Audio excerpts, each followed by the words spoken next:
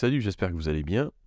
Alors, je reviens vers vous avec une petite réflexion et une petite expérience. Euh, Hier, j'ai discuté avec une thérapeute qui est d'ailleurs sur le canal Telegram, elle se reconnaîtra. On va pas spoiler le nom, hein. Et en fait, il y a plusieurs choses qui, qui, qui apparaissent généralement quand on m'appelle. La première des choses, et pour ça d'ailleurs j'ai écrit le livre que je vous ai mis dans les publications précédentes. La première chose, en fait, le premier manque que je vois, la première chose à faire, la première pierre à poser, les premières fondations à creuser, ce sont toujours celles du positionnement. Alors derrière ce terme se cachent beaucoup de choses, finalement, des choses qui ne sont pas très très techniques finalement. C'est plutôt une posture de vie, une mission de vie. Pourquoi on fait ce qu'on fait? Et donc hier, c'est pour ça que je voulais expliciter avec vous justement à travers cet exemple, cette question du positionnement que je traite dans le livre. Parce que très souvent en tant que thérapeute, bien-être, quand on veut se développer, on se pose des questions assez procédurales, assez techniques. Qu'est-ce qu'il faut faire? Qu'est-ce qu'il faut faire en premier? Est-ce qu'il faut être sur les réseaux sociaux? Mon Dieu, j'aime pas les réseaux sociaux. Voilà. On se tord l'esprit avec plein de choses, plein de considérations, et finalement, ce ne sont pas les considérations les plus importantes au début. La chose la plus importante, c'est quand en thérapie, quand une personne vient vous voir et vous explique que, vous dites, écoutez, je me sens pas bien, je vais pas bien dans ma vie, ou que j'ai envie de perdre du poids ou d'arrêter de fumer, etc. Et ce que vous allez faire, c'est que vous allez discuter avec cette personne pour essayer d'entrevoir la genèse, le début en fait de tout ça, ce qui peut expliquer. Donc on va émettre des hypothèses, on va essayer de comprendre. On va être dans une logique un peu de science expérimentale, dans le sens où d'un processus scientifique, c'est-à-dire qu'on va observer. Quand la personne elle parle, on va observer ce qu'elle dit, ce qu'elle ne dit pas aussi, ce qu'elle semble éviter, ce qu'elle semble éluder. Ensuite, on va émettre des hypothèses. Alors, c'est toujours entre nous et nous-mêmes, hein, pour l'instant. Donc, on va émettre des hypothèses. On va se dire, tiens, elle a dit ça, à ce moment-là, elle a eu telle réaction, elle s'est mise en retrait, ou elle a parlé plus fort, etc. Euh, Peut-être qu'il y a ça qui se passe, il y a ça, ou il y a peut-être ça. Donc, on émet des hypothèses, que ce soit dans les thérapies basées fondées sur la parole, ou des thérapies fondées sur le corporel. C'est-à-dire, on peut être par exemple naturopathe, d'ailleurs, c'est ce qu'on fait. Il me semble, c'est que voilà, on écoute la personne, on essaie de dresser un bilan, d'avoir un cliché de ce que vit la personne aujourd'hui. Et ensuite, naturellement, ce qu'on fait, c'est qu'on va émettre des hypothèses. On se dit, OK, ça c'est le constat, c'est ce que vit cette personne aujourd'hui, à l'instant T. Maintenant, qu'est-ce qui peut expliquer ce qu'elle a? Et donc, hypothèse, et ensuite expérimentation. On va expérimenter, on va partir dans une direction. Ça va nous donner soit un résultat probant, soit ça ne nous donne pas de résultat. Et du coup, on passe à la deuxième hypothèse, troisième, etc., jusqu'à ce qu'on tombe sur le nœud du problème et qu'on arrive à le dénouer. Donc, c'est ce qu'on fait généralement. Mais pour faire ça, il faut écouter la personne, il faut savoir exactement qu'est-ce qu'elle veut profondément. Qu'est-ce qu'elle veut, qu'est-ce qu'elle s'avoue et qu'est-ce qu'elle ne s'avoue pas. Donc ça, c'est important d'aller chercher les motivations vraiment profondes pour que le changement auquel on appelle la personne soit vraiment efficient et efficace. C'est un peu la même chose quand j'accueille des thérapeutes dans des conversations. Donc la thérapeute hier me dit, voilà, elle est en congé, donc il lui reste 6, 7 à 8 mois à peu près de vacances. Du verbe vaquer, hein. Je ne dis pas vacances, c'est-à-dire qu'elle se tourne pas les pouces, hein, elle a des gosses et tout. Donc, généralement, c'est le contraire des vacances quand on a des gosses. Et en même temps, c'est des vacances. Et donc, elle est vacante, on va dire, elle travaille pas. Et puis, il me dit, je peux pas. C'est-à-dire, mes obligations professionnelles ne me permettent pas de me lancer en micro-entreprise. Qu'est-ce que je fais pendant ces 7, 8 mois?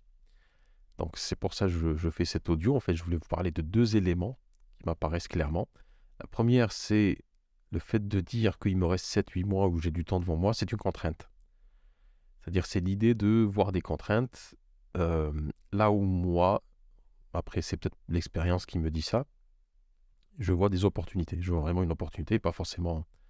Je te dirai à la fin, en fait, en quoi c'est une opportunité et en quoi la thérapeute a réussi à percevoir cette opportunité. Donc, il y a la question de la contrainte et puis la question du doute. Parce que, de toute façon, c'est lié. Parce qu'on se dit, voilà, j'ai pas les outils. C'est comme si on rentrait en terrain inconnu et puis, alors c'est beau, c'est joli, c'est comme une jungle. Par contre, il y a des serpents, il y a des trucs venimeux qui veulent nous faire la peau. Il y a plein de choses, voilà, qui nous font peur, mais qu'on ne voit pas. Et donc, on présuppose qu'en rentrant dans en entrant dans cet espace-là, un espace tout aussi magnifique que dangereux, en fait, on est figé. On ne sait pas quoi faire, donc on commence un peu à gesticuler de partout, à chercher des solutions. Le souci, c'est qu'on cherche des solutions dans tous les sens, il n'y a pas de cohérence. C'est-à-dire, si demain, tu as envie de traverser une jungle, dans l'absolu, tu te dis, ouais, c'est juste marcher. Non, c'est pas juste marcher. En fait, c'est éviter de mourir. Quand on traverse une jungle, quelle que soit la beauté de cette jungle-là, l'idée, c'est de ne pas crever, c'est d'arriver jusqu'au bout et en même temps de vivre des expériences intéressantes, d'éviter le danger et de s'exposer à l'émerveillement. C'est ce paradoxe, en fait, qu'on doit gérer. Donc, c'est un peu le cas quand on développe son activité, c'est qu'on se dit, OK, qu'est-ce que je dois faire pour traverser cette jungle de développement de mon cabinet en toute quiétude et en évitant les dangers? Là, il faut un plan. Il faut un plan, il faut un guide. Il faut qu'une personne vous dise, attention, il faut se préparer avant,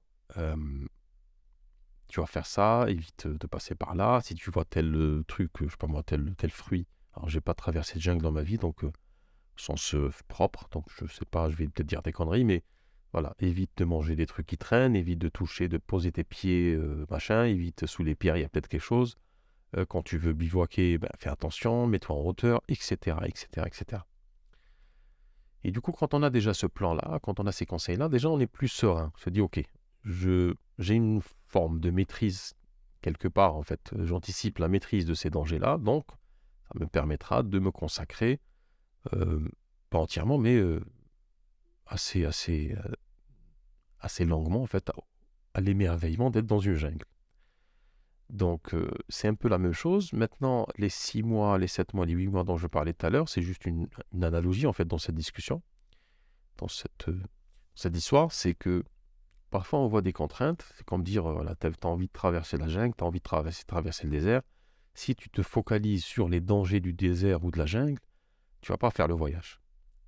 C'est-à-dire toutes les personnes qui ont entrepris quelque chose, que ce soit en termes intérieurs ou extérieurs, dans toutes les sphères, généralement, en fait, elles sont portées par une motivation et elles ne se focalisent pas nécessairement sur les dangers. Elles savent qu'il y a des dangers, elles savent que c'est des choses qu'il faut maîtriser, anticiper, mais c'est pas ça, en fait, ce qui fait que, généralement, on se projette dans ce qui est merveilleux, même s'il y a du danger. Et même si le danger, parfois, peut être un peu plus important que l'émerveillement. Et donc, les 6 mois, 7 mois dont parlait la thérapeute, pour moi, c'est-à-dire qu'à la fin de la discussion, on a eu cette discussion avec elle sur son positionnement, sur pourquoi elle voulait faire ce qu'elle voulait faire. Je ne veux pas trop rentrer dans le détail pour ne pas la faire sortir des chaumières. Les 6-7 mois en fait qui lui restaient, ce ne sont pas des 6 mois de vacances, d'oisiveté. Au contraire, je lui dis, c'est vraiment une opportunité que tu as de réfléchir à ce qui a été dit dans la discussion, à réfléchir à comment poser un plan, comment travailler ton positionnement, travailler ta cohérence, le discours que tu vas avoir, et puis ensuite, toutes les questions techniques viendront. C'est-à-dire que si je reviens sur l'analogie de la traversée du désert ou de la jungle, l'idée en fait qu'on se fait de cette traversée n'est jamais technique. Hein. Pour la technique, soit on se forme auprès de quelqu'un, soit on lit, voilà, on va trouver des livres, on va regarder des vidéos, essayer de trouver des expériences, des témoignages, etc. pour mettre en place l'aspect technique. Qu'est-ce qu'il faut prendre? Est-ce qu'il faut prendre de l'eau? Est-ce qu'il faut aller prendre une carte, une boussole, un GPS, etc. Donc ces aspects-là, en fait, viennent en deuxième temps. Donc la première chose à considérer, c'est le positionnement. C'est qui je suis, qu'est-ce que je fais, pourquoi je le fais. Et puis très souvent, ce qu'on fait en tant que thérapeute va au-delà de la question de la thérapie, de la relation, on va dire, entre thérapeute et consultant. C'est quelque chose d'un peu plus grand que tout ça. Parce que ce qu'on combat en tant que thérapeute, c'est pas que la problématique de la personne, c'est tout ce qui engendre, en fait, socialement, tout ce qui est autour, tout ce qui a produit ça. C'est-à-dire que si on travaille, par exemple, sur par exemple, les problèmes alimentaires, on est un peu en rage aussi contre le modèle économique d'aujourd'hui, c'est-à-dire qui pousse à consommer de la merde.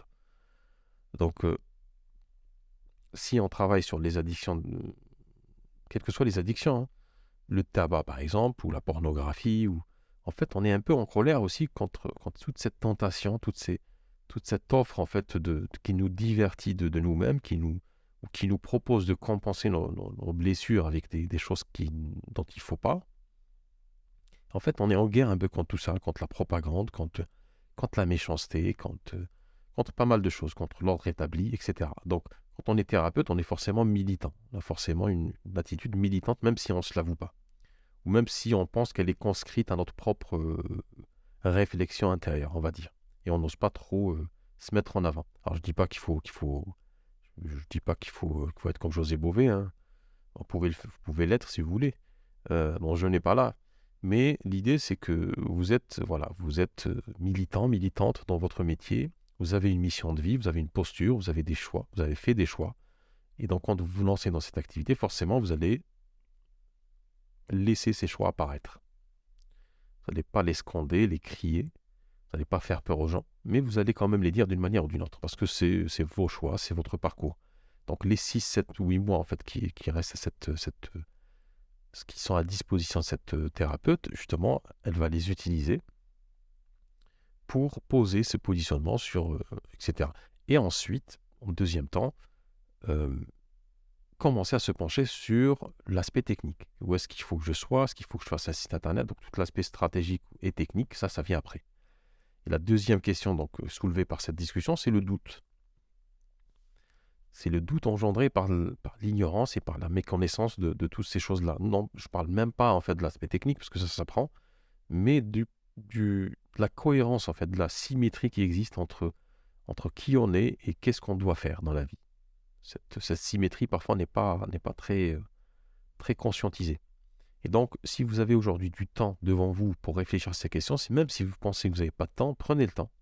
Prenez vraiment le temps de réfléchir à ces questions-là. C'est pas du tout une perte de temps, hein, c'est essentiel.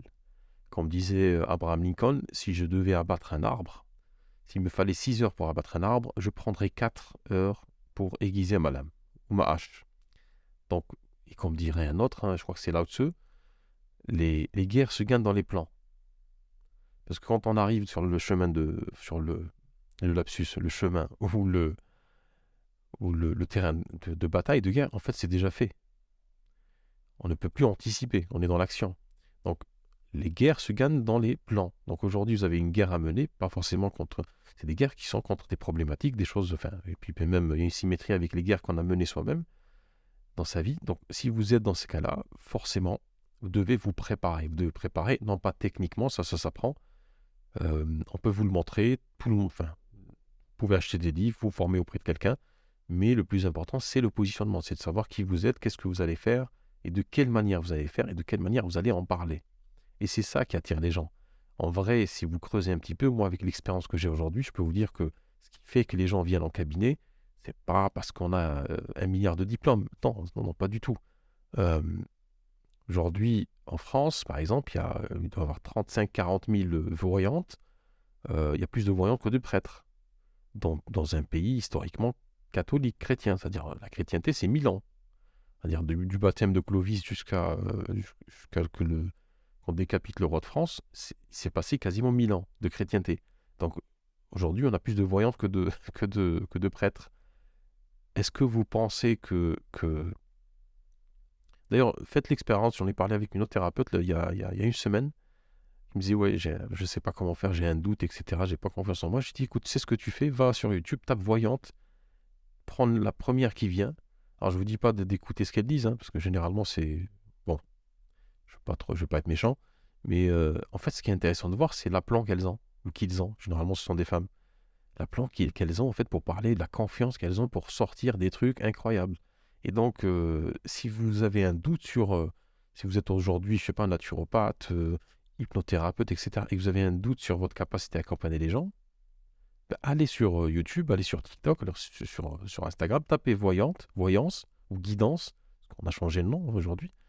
Vous voyez l'aplomb avec lequel ces personnes parlent, et vous pensez qu'une voyante aujourd'hui a des diplômes, c'est-à-dire que ça ne les empêche pas de communiquer sur leur activité de manière très, très, très directe, hein.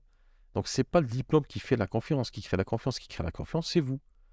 C'est la confiance que vous avez dans votre chemin. Donc, c'est ce qui fait que les médiums et les gourous et tous ces gens-là, en fait, arrivent à brasser du monde. C'est parce qu'ils croient dans ce qu'ils... En fait, ils y croient tellement. ou du moins ils montrent qu'ils y croient tellement que les personnes qui les écoutent sont attirées par cette confiance, se disent, voilà, je vais peut-être emprunter un peu de confiance à cette personne, elle en a trop en fait, elle déborde. Donc peut-être qu'en m'approchant de cette personne, je vais être un peu éclaboussé par cette confiance. Même si je prends des miettes, c'est déjà ça de gagner. Donc aujourd'hui, si tu penses qu'il y a des contraintes, que tu as des contraintes et des doutes, euh, tout ça c'est résorbable, hein. Ça se règle. Mais la première chose à faire déjà, c'est d'avoir un positionnement clair, efficace. Savoir ce qu'on fait, pourquoi on le fait et envers qui on le fait, profondément. Et ensuite, on passe à l'aspect technique. Et en fait, quand on fait ça, quand on a cette démarche-là, qui n'est pas à l'envers, hein, qui est à l'endroit, justement, on commence pas par la technique, ben c'est en faisant ça que le doute commence un petit peu à s'amenuiser.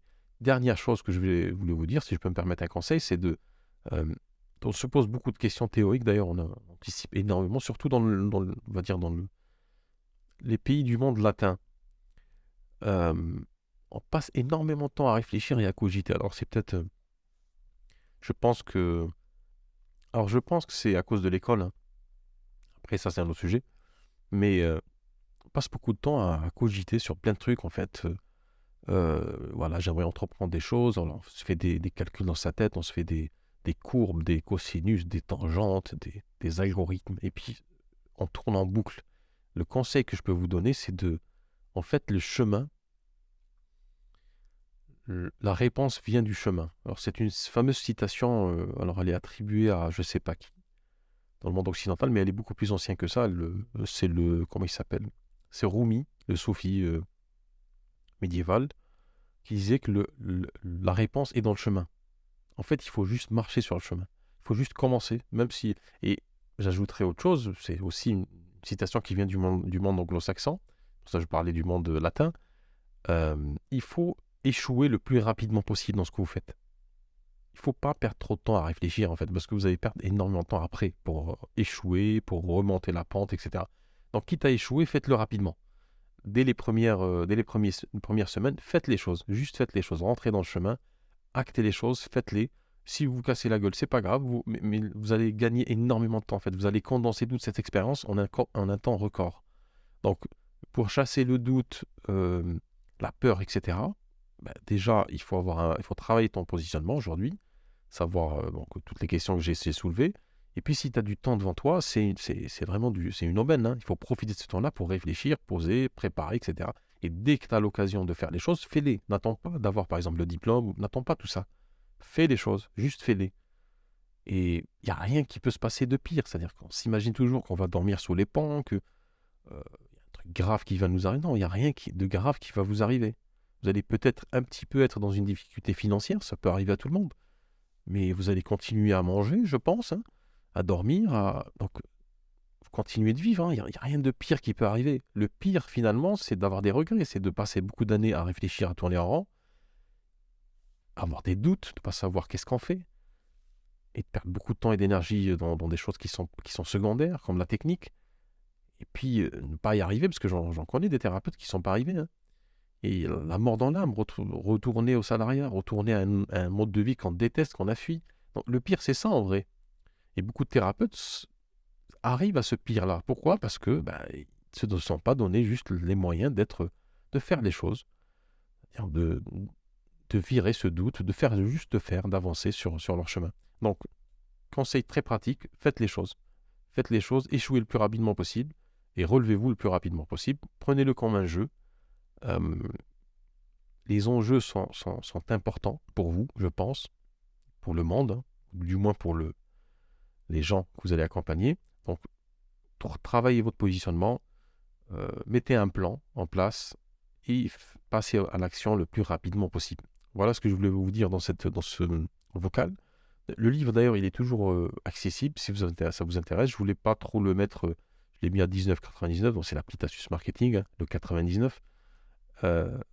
En fait, il est à 20 balles et je voulais pas que ça soit trop cher, que ce soit accessible. Et les informations qu'il contiennent sont vraiment, vraiment utiles pour vous aider à poser ce positionnement. Donc, si ça vous intéresse, vous avez trouvé le lien quelque part. Et je remercie d'ailleurs les personnes qui ont commandé le livre, que ce soit sur Amazon ou directement sur ma plateforme. Je les remercie chaudement. J'ai pas encore eu beaucoup de retours parce que je pense que les personnes sont en train de lire et de faire leur devoir maison. Donc, on va attendre un petit peu les réponses. J'en ai quelques-unes, hein. Ils sont assez élogieuses, d'ailleurs, je les remercie. Donc, le livre est dispo à la vente et j'organise, parce que là aussi, entre, on va dire, le 1er et le 12-13, je ne serai pas disponible, je serai en déplacement. Donc, je pense qu'après mon retour, pour les personnes qui ont acheté le livre, je vais organiser un atelier justement pour aller un peu plus loin dans ce positionnement et d'affiner les exercices qui ont été faits, qui sont proposés d'ailleurs dans le livre. Donc après le 12-13, je vous reviens vers vous avec une date. Et puis je pense que ça va être quelque chose d'assez génial. Je vous remercie de votre écoute et je vous dis à très bientôt. Ciao, ciao!